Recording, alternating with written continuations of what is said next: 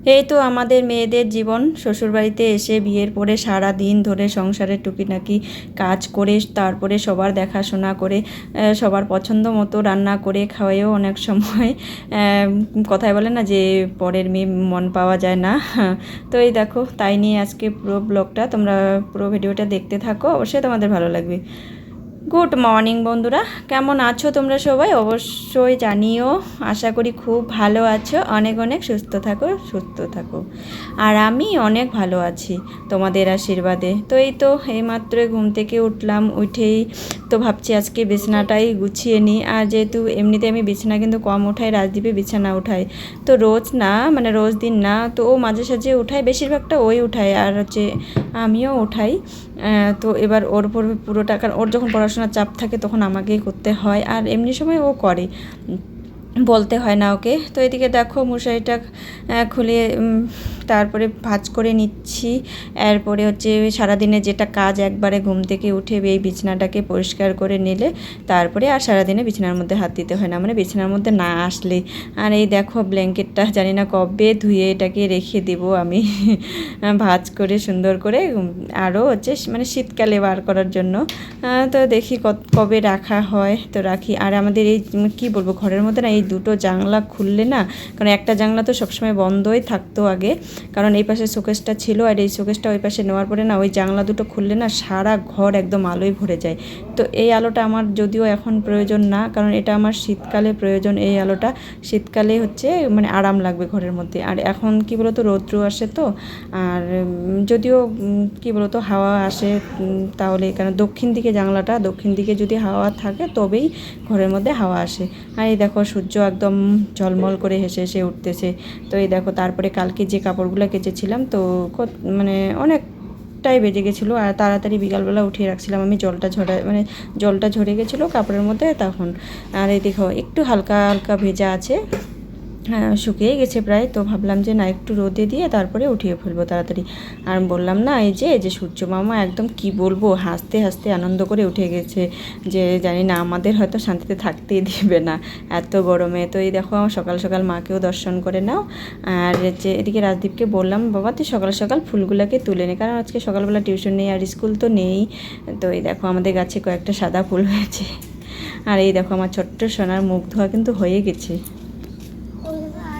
এখন বিরাজ করে আসলাম, রান্না করে দেখো এখন বিরাজ করে মুখটা হয়ে গেল। আমি এখন কিছু খাই পড়তে বসবো। তো ওদিকের কাজকর্ম মোটামুটি আমার শেষ। আর এই দেখো রান্নার দিকে চলে এসেছি। আর এই দেখো আলুটা আমি ভাবছিলাম প্রথমে চচ্চড়ি করব, তো মোটা মোটা করে কেটেছিলাম, তো ওই আলুটা এবার ছোটো ছোটো করে কাটলাম, মানে চিকন চিকন করে যে ভাজা করব, কী বলবো পাঁপড়ের মতো করে। আর এই নিরামিষ তরকারি করব। আর এই মিষ্টি কুমড়া, মানে একটুখানি মিষ্টি কুমড়া নিয়ে আসছিলো, তো অর্ধেকটা দিলাম মিষ্টি কুমড়া। এই তো মানে নিরামিষ একটা ঘাটি করব, সবজি করব নিরামিষ। তো আলু বেগুন, তো ফুলকপি পটল আর মিষ্টি কুমড়া, আর নিয়ে আসবো পুঁইয়ের ডগা। আর এই দেখো ডাঁটা, তো কী বলবো ডাঁটাগুলো তো মানে বাড়ির ডাঁটা তো তবু খেতে স্বাদ আছে, কারণ বৃষ্টি নেই, এই জন্য। বৃষ্টি হলে আরও হচ্ছে ভালো হতো। আর এদিকে জল নিয়ে আসে রাজদীপের বাবা, আর রাজদীপ গেছিলো জল নিয়ে আসতে শিরিষতলায়, তো জল নিয়ে আসছে। তো এইখানে আমি সবজিগুলো আগে কুটে নিচ্ছি, তারপরে একবারে রান্না বসলে তাড়াতাড়ি হয়ে যাবে। আর এদিকে রান্না বসাবো, সবজি কুটবো, দেরি হয়ে যায়। তো এই দেখো চাল কুমড়াটা ভাবছিলাম চাল কুমড়ার মানে ঘাটি করব, কিন্তু না, চাল কুমড়াটা আজকে আর রান্না করব না, কালকে করব। আর আজকে নিরামিষ তরকারি, তারপরে হচ্ছে আলু ভাজবো, পটল ভাজবো, আর হচ্ছে মসুর ডাল করব ছেলেদের জন্য, মানে সবাই খাবে ওরা, আর হচ্ছে চিকেন।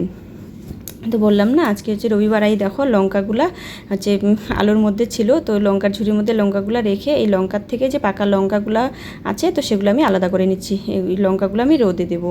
আর এই দেখো বাকি সবজিগুলো আমি রেখে দিলাম। আর এদিকে আমার সবজি কাটা হয়ে গেছে, তো আমি পুঁইয়ের ডগা নিয়ে আসবো দুটো। তো চলো এখানে এই রোদের মধ্যে দেখো পাকার মধ্যে কত রোদ, এই লঙ্কাগুলো আমি রোদে দিয়ে দিলাম আর চলে আসলাম। এই দেখো, তো এটা আমার পছন্দের শাক বলতে আমার খুব মানে কি বলবো, মানে সব শাকই আমার হচ্ছে পছন্দের শাক। আর এই দেখো দুটো পুঁইয়ের ডগা কেটে নিলাম, ভাবলাম মনে হচ্ছে যে হবে না, তো আরেকটা কেটে নিলাম। আর দেখো দেখে মনে হচ্ছে না বৃষ্টি নেই, তবু দেখো যা হয়েছে না পুঁইয়ের ডগাগুলা। তো আমি এখনও জানলায় ওঠার জন্য পুঁই ডগা মানে পুঁইয়ের গাছ বুনিনি, তো একটু দেরিতে বুনবো, কারণ বৃষ্টি হলে এখানে তো পুঁইয়ের জানলা ছিল, অনেক বীজও মানে পড়ছে, তো আলাদা করে রাখিনি আর বুনিও নি। তো এখান থেকে মানে অনেক গাছ হবে, তো সেখান থেকে একটা চারা লাগিয়ে দেবো জানলা দেওয়ার আগে আগে। তো এখানে দেখো চলে যাচ্ছি। তো কি বলবো, বললাম না সারাটা দিন এদিকে ওদিকে মানে সব দিকে খেয়াল রাখতে হয়, কাজকর্ম করতে হয়। কাপড়গুলো উঠিয়ে নিয়ে এসে দিলাম। আর এইখানে দেখো আসিয়ে রান্নাও চাপিয়ে দিয়েছি। এই দেখো আলুটা বললাম না একটু মোটা মোটা করে কাটা হয়েছে, চিকন চিকন লম্বা করে, তো একটু হালকা আছে মানে আঁচ বাড়িয়ে দিলে পুড়ে যাবে আর ভাজা হবে না ঠিক মতো, তো আঁচটা কমিয়ে এই দেখো আস্তে আস্তে করে ভাজা করে নিচ্ছি। একদম পাঁপড়ের মতো লাগে খেতে এই আলু ভাজাটা। তো দেখো আর এখানে দেখো মসুর ডাল হালকা করে পাতলা করে মসুর ডাল করেছি। আর এই হচ্ছে ঘাটি সব কিছু সবজি দিয়ে তো একটা ঘাটি তরকারি করলাম। আর দেখলে তোমরা পাঁপড় আর হচ্ছে সরি পাঁপড় বলতেছি, একটা ডিম ভাজা করছিলাম বাবার জন্য। সূর্য মাথার উপরে প্রচণ্ড গরম লেগে গেছে, তো মাংসটা রান্না করে স্নান করে পুজো দেবো।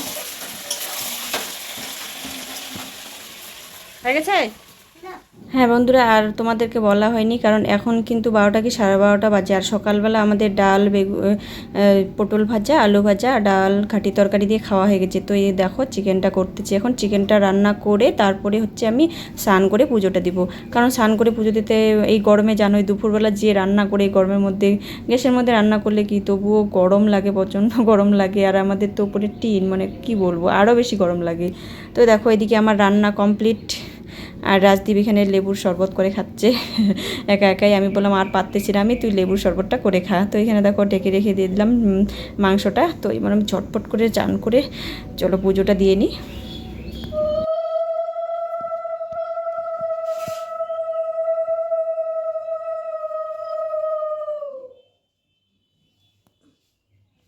পুজো দিতে এসে যদি ঠিক মতো ফুল না পাওয়া যায় তাহলে কিন্তু মনের থেকে মানে কি বলবো, আমার মনে হয় পুজোটা ঠিকঠাক মতো দেওয়া হলো না।